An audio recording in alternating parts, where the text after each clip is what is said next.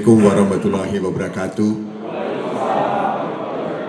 Salam, salve, Om Swastiastu, Namo Buddhaya, salam kebajikan.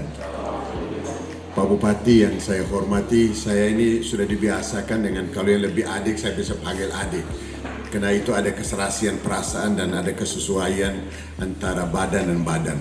Maksudnya kesesuaian badan itu maksudnya perasaan sudah, fisik juga harus bisa dekat. Pak Bupati, teman-teman sekalian, kami datang sekedar kami mau meringankan beban bagi saudara-saudara kita yang telah membantu kita. Jadi mereka-mereka ini adalah pahlawan. Saya selalu mengatakan negara ini terdiri dari 3 unsur. Adanya wilayah, adanya penduduk, dan adanya pemerintah. Pemerintah ini untuk mengelola wilayah, mengelola penduduk. Tapi mereka ini sudah banyak membantu kita. Mereka ini sudah mendidik anak-anak yang tidak mampu, anak-anak yang ulama, yang sebenarnya tidak pokok dari mereka. Tetapi karena memang batasan dari pemerintah dan inisiatif dari mereka melakukan kegiatan. Bapak Ibu, saudara-saudara sekalian, menarik apa yang dikatakan oleh Pak Bupati, salus populi suprema lex atau bonum commune suprema lex, sama itu ya. Jadi kesejahteraan umum, kepentingan umum merupakan hukum yang tertinggi. Tidak hanya itu, kepentingan umum bukan hukum tertinggi, tapi harus ada pelaksanaannya. Di dalam pelaksanaan itu kita menganut apa yang dinamakan dengan bene agere et laetari. Kita berbuat sesuatu dengan senang hati. Kita bekerja dengan senang hati karena itu merupakan panggilan dari Tuhan. Itu merupakan, apalagi tadi Pak Bupati mengatakan NTT ini adalah nusa titipan Tuhan. Ini sangat luar biasa. Ini satu istilah yang memberikan inspirasi, memberikan satu refleksi kritis kepada kita bahwa NTT ini adalah titipan dari Tuhan. Oleh sebab itu amanat dari Tuhan kita tidak boleh sia-siakan. Kalau kita sia-siakan, pasti Lucifer akan datang tiap hari ke kita. Ya, saya kira semua tahu Lucifer. Ibu Mega aja pasti tahu Lucifer. Ya, kalau di Muslim tidak tahu ada Lucifer juga ya. Ibu Mega ada ya. Nah, tapi Bapak Ibu, saya maksud begini. Istilah yang dikatakan Pak Bupati dan saya katakan tadi memberikan semangat kepada kita bahwa walaupun predikat apapun yang diberikan kepada kita, baik kabupaten ini maupun provinsi kita, ini merupakan daya cambuk bagi kita supaya kita bekerja lebih giat lagi, etos kerja kita bertambah sehingga kita tidak kalah dengan provinsi-provinsi lain atau kabupaten lain. Saya memang datang ke sini waktu Victory Jos, benar, saya harus berterima kasih kepada masyarakat Sumba Tengah yang memberikan suaranya, memberikan kepercayaan kepada Victory Jos tertinggi di Nusa Tenggara Timur. Saya memberikan apresiasi yang setinggi-tingginya. Oleh sebab itu, apresiasi itu kami tidak bisa hanya menjawab dengan kata-kata, tapi harus menjawab dengan action. Salah satu kegiatan action adalah kita bagaimana membuat seluruh masyarakat NTT termasuk Sumba Tengah supaya bisa meningkatkan kehidupannya. Ini yang paling penting untuk kita semua. Dengan COVID-19 ini kita sangat beruntung Tuhan memberikan kita satu pohon ajaib, yaitu marungga atau kelor. Sekarang di seluruh dunia orang mencari bagaimana untuk imunitas tubuh.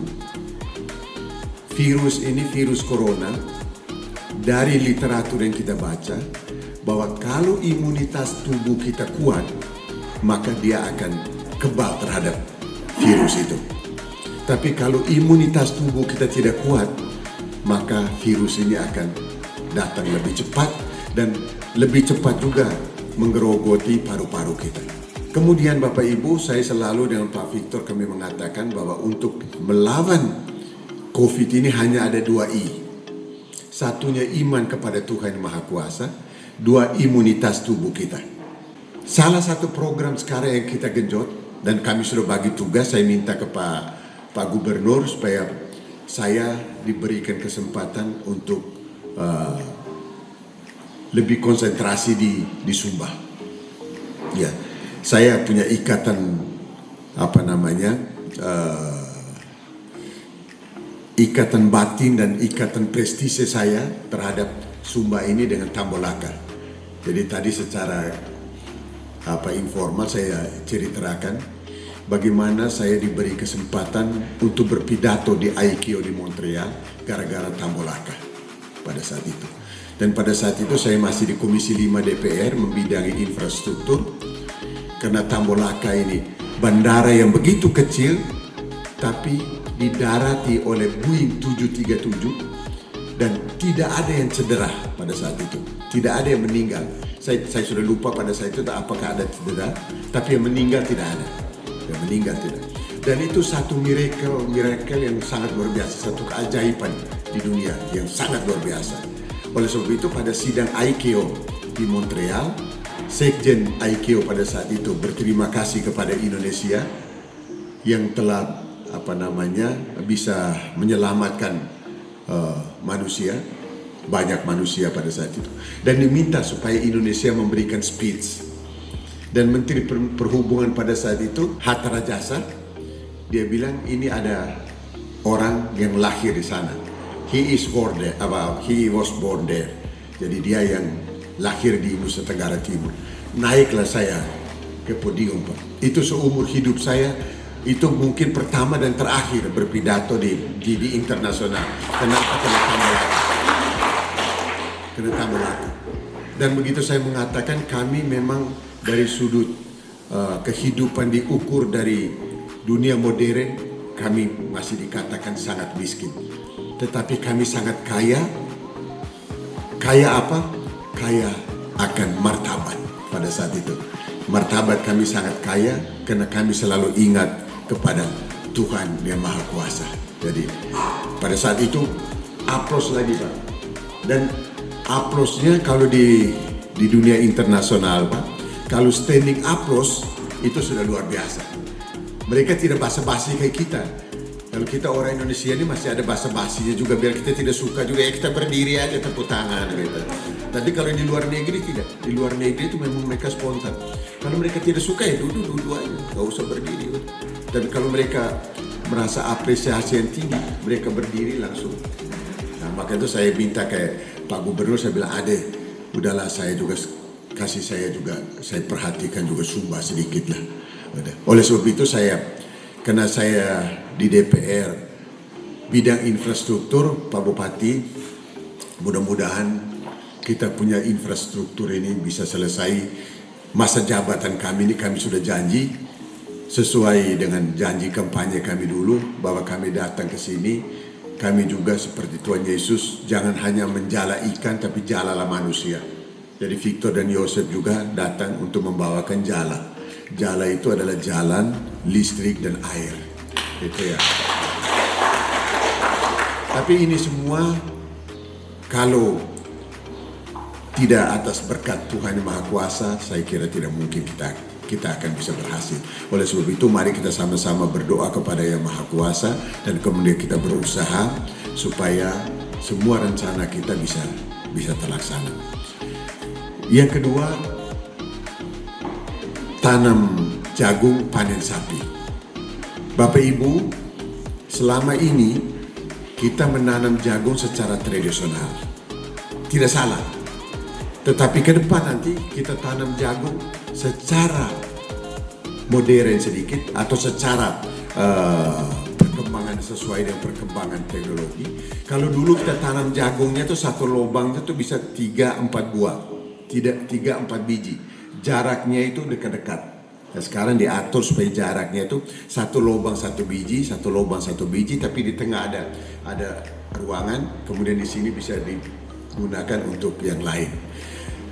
Sumba Tengah ini potensinya tidak hanya jagung, tapi potensi juga untuk padi. Nah, mengapa kita katakan tanam jagung panen sapi atau tanam padi panen sapi? Selama ini begitu habis kita ketam padi, batangnya itu kita bakar. Saya belum pernah lihat, tidak hanya di NTT, seluruh Indonesia belum membuat itu. Padahal di luar negeri sudah biasa. Batang jagung yang sudah kering, batang padi yang sudah kering, kita potong, kemudian kita gulung, fermentasi, itu jadi makanan sapi yang paling tinggi. Makanan yang paling sehat lah untuk hewan. Oleh sebab itu nanti ke depan, kemarin kita sudah buka pelatihan 12 anak sebagai pendamping tanam jagung panen sapi. Mereka ini yang akan memberikan pendekatan kepada masyarakat bagaimana cara menanam jagung yang baik. Tetapi saya mengatakan kepada mereka, yuk ke masyarakat, jangan ajar masyarakat untuk tanam jagung. Karena masyarakat sudah lebih tahu dari kita untuk tanam jagung. Tetapi berilah pengarahan atau berilah mereka bimbingan kepada mereka bahwa Bapak tanamnya begini. Tapi jangan ajar mereka atau ngomong mereka, mari saya ajar Bapak untuk tanam jagung. Itu kita diusir nanti. Karena sebelum kita lahir mereka sudah tanam jagung. Mereka sudah lebih tahu. Kemudian bagaimana piara sapi mereka juga lebih tahu dari kita. Untuk piara sapi. Kemudian Bapak Ibu, dari hasil panen kita itu, separuhnya untuk kita makan, separuhnya itu kita bisa jual untuk kebutuhan ekonomi dari masyarakat itu. Salah satu kebutuhan itu adalah kita membeli hewan. Saya katakan bahwa sapi, karena menurut penelitian dari Nusa Cendana, Universitas Nusa Cendana, bahwa sapi ini merupakan hewan yang cukup bagus lah untuk kita bisa ekspor. Bagaimana memelihara sapi, Pak? Itu yang kita ajarkan. Selama ini kita lepas sapi di ladang, dia cari rumput sendiri atau kita berikan rumput sendiri. Kita tidak pernah mengurut ini sapi, boro-boro urut, manusia aja pegal tidak diurut. Masa hewan kita urut? Hewan itu juga mesti diurut, Pak, dipijit. Yang kedua, begitu 3 bulan sebelum dia mau dipotong, dia diberikan kesenangan, kan dia ada insting. Diberi musik. Anda bisa lihat di beberapa negara, begitu 3 bulan sapi mau dipotong, taruh di kandang, kemudian putar lagu rock, mereka goyang juga. Putar lagu waltz, mereka goyang juga. Nanti di sini kita putar lagu Sumba aja. Iya betul, Pak. Supaya apa, Pak? Supaya rasa insting dia tuh senang. Begitu dia senang, kemudian otot-otot dia aglutinasi, bergerak, dagingnya juga jadi empuk. Sekarang apa yang terjadi kita di NTT, Pak? Jual sapi, sapinya ada di Waingapu dulu, tidak sekarang. Jualnya di Sumba Tengah, jualnya di Tambolaka, jualnya di Waikabubak, itu jalan. Begitu sampai ototnya sudah keras semua. Otot dagingnya sapi. Begitu kita potong, kita jual, kita makan, itu tarik ini gigi sampai gigi terlepas juga. Sampai mata melotot. Tapi coba kita beli tenderloin. Coba pergi ke kota-kota besar, kita pesan steak, wagyu. Itu sangat empuk. Mengapa? Karena mereka sebenarnya sama dagingnya dengan kita. Sapinya sama. Hanya cara mereka. Bagaimana cara memotongnya tenderloin, bagaimana cara memotong tenderloin, itu pasti. Apalagi kita di sini ada tetap. Jangan merubah adat kita. Tetapi modernisasi daripada cara memotong itulah itu yang kita akan ajarkan kepada masyarakat kita. Sehingga nilai tambah, nilai jual dari sapi itu kita tidak jual secara gelondongan, tapi kita jual tenderloin, sirloin, tulangnya, itu kita jual. Dan itu ekonominya akan bertambah. Nah, ini konsep dasar dari tanam jagung, panen sapi. Gitu. Kemudian Bapak Ibu, saudara-saudara sekalian, kegiatan lain perumahan saya sangat mendukung karena kita masih ada 650.000 kakak Bapak yang tidak memiliki rumah. Oleh sebab itu saya sudah minta juga kepada Menteri PUPR, mari kita keroyokan. Pusatnya bikin berapa banyak, provinsi berapa, kabupaten berapa. Sehingga 650.000 rumah itu kita bisa tercapai dalam berapa tahun ke depan. Mudah-mudahan dalam 3-4 tahun kita bisa selesaikan semua itu, alhamdulillah, puji Tuhan. Tapi kalau kita tidak bisa, minimal lebih dari separuh kita bisa selesaikan. Yang tidak kalah pentingnya dengan stunting, Bapak Ibu. Musuh kita di Nusa Tenggara Timur ini sebenarnya bukan COVID nomor 1. Ya, bukan COVID nomor 1. Saya tidak mengatakan bahwa COVID tidak musuh kita juga. Tapi yang paling nomor 1 penyakit kita adalah kelaparan. Yang kedua, stunting. Yang ketiga itu DBD, demam berdarah. Baru sekarang datang lagi ini COVID. Tapi semangat kita untuk membasmi COVID ini luar biasa semangatnya. Oleh sebab itu saya mengajak masyarakat kita, Pak Bupati, mari kita rame-rame semangat untuk kita membasmi COVID ini, kita tularkan kepada semangat untuk meniadakan stunting, untuk meniadakan DBD, dan untuk meniadakan kelaparan. Semangatnya, ya. Kalau sekarang kita bisa menjaga kesehatan untuk COVID, kenapa kita tidak menjaga kesehatan untuk DBD? Kenapa kita tidak menjaga ibu-ibu hamil, ibu-ibu yang kurang gizi, ibu-ibu yang melahirkan secara normal, supaya anak kita tidak stunting? Ini semangatnya saya mengajak kita semua, mari semangat COVID ini memberikan pelajaran kepada kita, supaya semangat ini kita bisa tularkan ke bidang-bidang lain.